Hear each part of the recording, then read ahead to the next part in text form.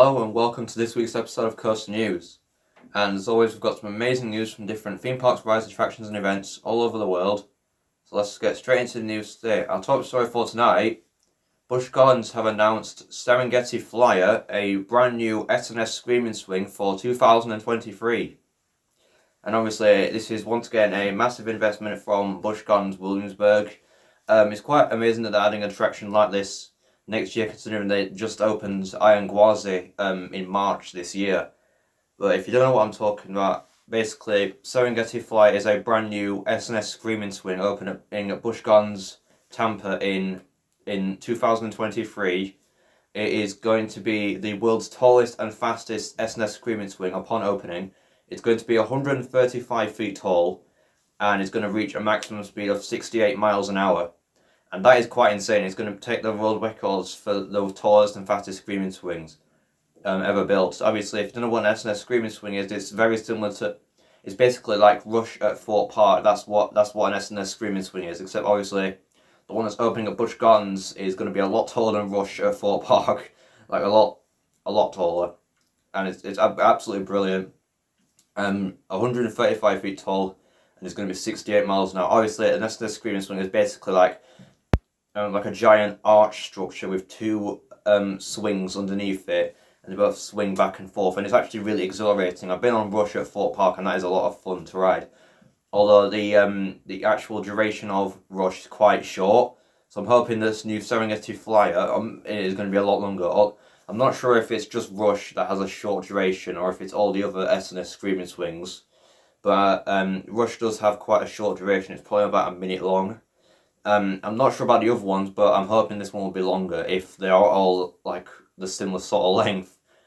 Obviously, it's a brilliant attraction, and it's going to be in, I think, the same area as Gwazi, because I mean I can tell because of the way they've painted it. It looks very similar to the art style of that Gwazi queue line and station. That is honestly brilliant, and there's an expansion to that whole area of the park. It looks honestly brilliant. I'm really glad to see the SeaWorld parks investing in their theme parks again.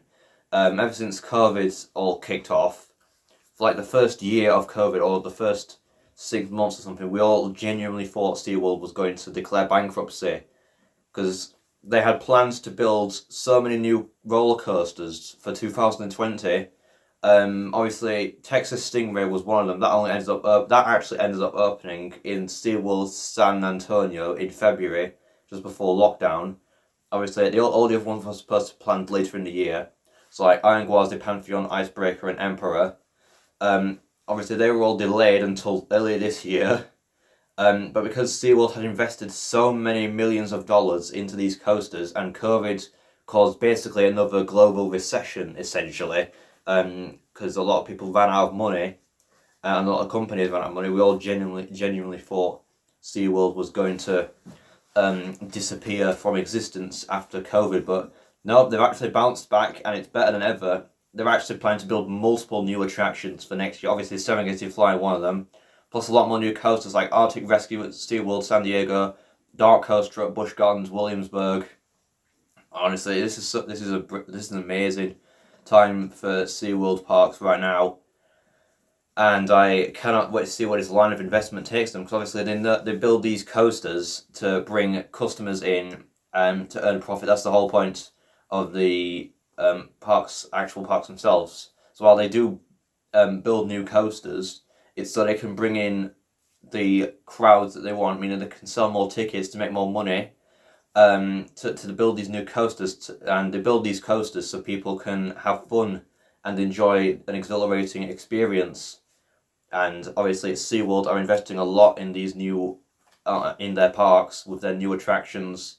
And obviously not all of them are coasters, because Serengeti Flyer is a flat ride. Although, I just realised how many flat rides have SeaWorld built within the last few years. I'm not actually entirely sure. Obviously they built a few S&S Screamin Swings, like they built one at SeaWorld San Antonio, I think earlier this year, and they built Finnegan's Flyer at Busch Gardens Williamsburg a few years ago. So I say that I think SeaWorld do like building S&S Screamin Swings, but this is once again going to be the tallest and fastest one in the world, and I cannot wait for this new groundbreaking attraction to open in 2023 at Busch Gardens Tampa. In other news today, Alton Towers have begun teasing the return of Duel when it reopens in 2023. And obviously we actually did not expect it to start, the marketing campaign to start for Duel to start this early in the year. The theme parks haven't even shut for the season yet, and they've already started teasing what's happening with Duel at the moment. If you don't know what I'm talking about, basically Duel is a ghost train ride located. Well, it's a ghost train type dark ride located at Alton Towers. It was built by Mack Rides in 1992, originally known as the Haunted House. In 2003, they renamed it to Duel: The Haunted House Strikes Back. They added laser guns onto it, and obviously since then, when people have been on it, it's not been received very well. They say it was a lot better back when it was the Haunted House, because the actual original Haunted House was originally designed by John Wardley. That was like one of two new attractions in 1992 Alton Towers, the other one being Katanga Canyon and Runaway Mine Train. Obviously in 2003 they added laser guns. That the popularity in that attraction just seemed to decline ever since. However, this year Alton Towers actually basically closed Duel on the 6th of September for a refurbishment, and obviously it was pretty amazing what they're going to do, because they've closed it before the rest of the park closes for the season. So because they were rumoured to be refurbishing the attraction, giving it all new special effects, maybe even a new theme, get rid of the laser guns, because they're probably like the main complaint of the actual Duel rebrand.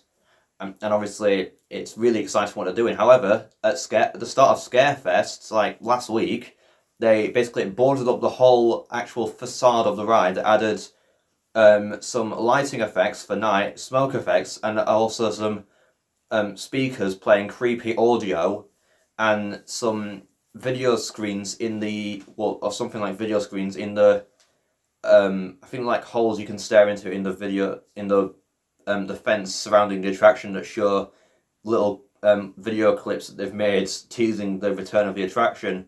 As well as that, they've added a poster outside of it saying "property repossessed," with some red lining around some of the wording saying "possessed" and "I want to play," and a cryptic phone number, which some people have actually tried to phone, and they actually have got an answer when they phoned it, with a cryptic message saying "this property is now repossessed, and we've heard reports of supernatural occurrences around this property."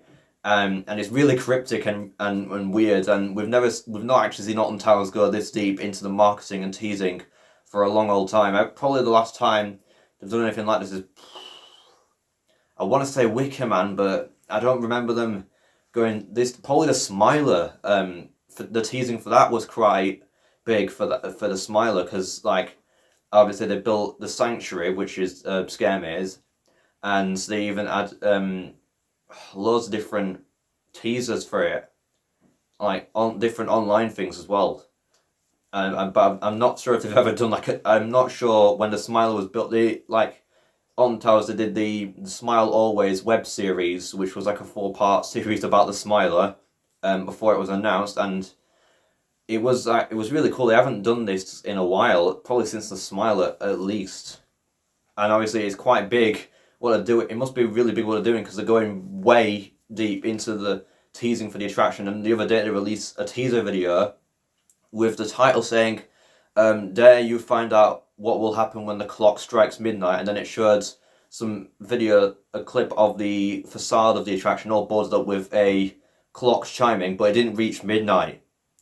Now, we don't know what this means. We all thought it was going to be some kind of announcement on the midnight of when that video was released, but so far they haven't announced anything. So what it could be, we have no idea, but I expect Alton Towers are going to make an announcement about what is going on with Duel. Obviously, we can pretty much confirm that it's a refurbishment, and it might reopen. It's going to reopen next season, because it's closed. It's not being completely removed. We spotted a Merlin Magic making lorry outside of the show building in the backstage area earlier this year, which I'd imagine is still there, and rumour has it that John Wardley is actually working on the refurbishment of the attraction. If he is, then that would be brilliant, and I cannot wait to see what happens to Duel, and if it reopens next season. Also in the news today, groundwork is now taking place for what I believe is a new dueling shuttle coaster at Legoland Windsor. And this is actually quite brilliant and sort of unexpected news, actually. If you don't know what I'm talking about, basically probably about a month ago, Legoland Windsor submitted a planning application for a dueling Vekoma family shuttle coaster to be built on the former site of the Raft Racers attraction.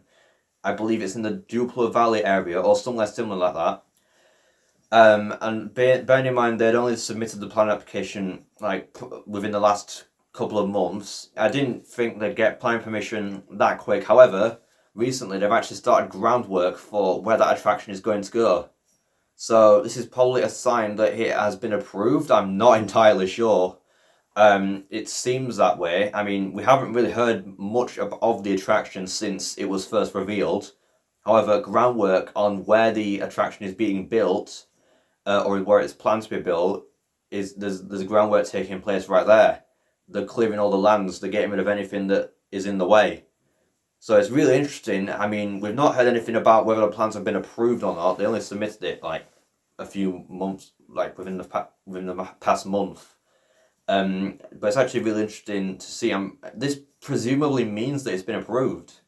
And obviously, we're not 100% sure about it, but if groundwork's taking place, that usually means that it's been approved, because like, they're not going to do groundwork on an attraction during the submission process or whatever it's called, and then find out from the local council that it's actually been declined.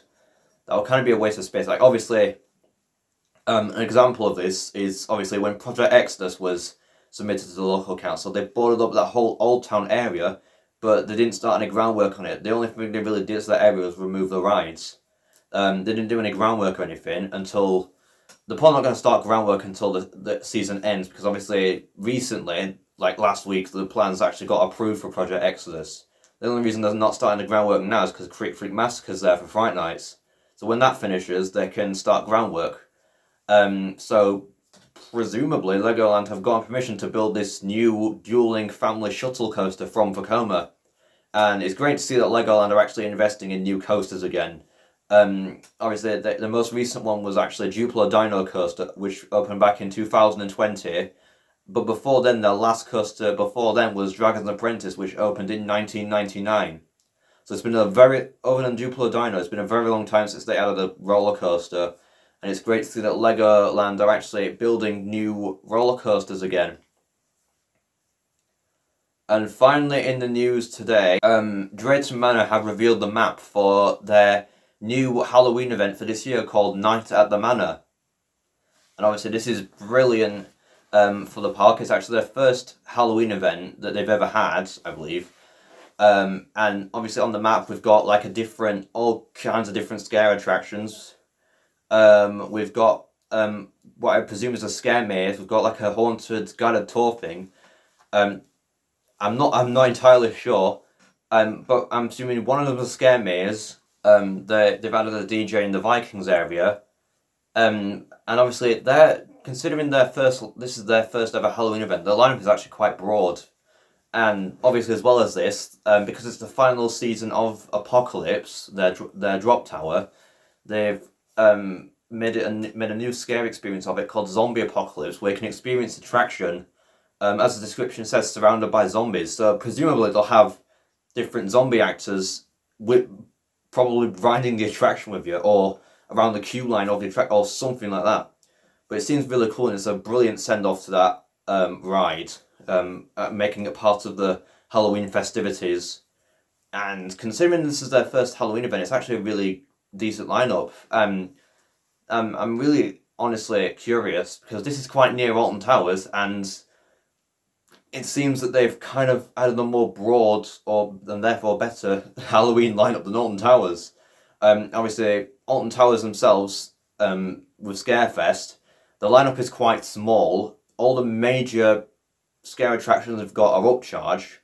Obviously, I've heard that the actual attractions at Alton Towers, mazes themselves are brilliant, but they keep rehashing them every year. They don't do scare zones, whereas with Drayton Manor, it seems that they are experimenting a little bit by making interactive with the rides, and obviously adding the scare mazes and whatnot, and presumably scare zones. With Drayton Manor at Night at the Manor, their Halloween event. Now, obviously, this is their first ever one, so this is probably just like an experiment for Drayton Manor. They might bring it back next season if it's successful. But it looks like a brilliant Halloween event, and it honestly looks awesome.